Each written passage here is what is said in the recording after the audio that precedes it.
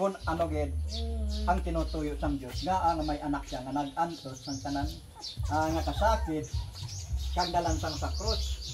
Basta kita ya kilala lang nato nga may Dios.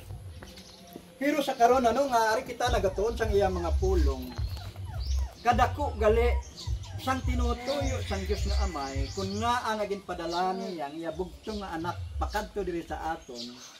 Agud nga kilalahon naton siya, batunon naton siya bilang Diyos kagahari na sa aton nakabuhi para nga sa diin ang aton relasyon pakadto sa Ginoo maibalik ini kag maagom naton ang luyag ihatag sang Diyos nga nagtuga sang langit kag luta kag Diyos nga nagtuga sang tawo kag naghatag sang kabuhi. Luyag niya nga maibalik ang aton maayong relasyon agud niya kita yang nga nagakabuhi diri sa duta pag abot sang nga pagkabuhi naton diri sa duta ang aton gali espiritu ang kalag magbalik din sa iya.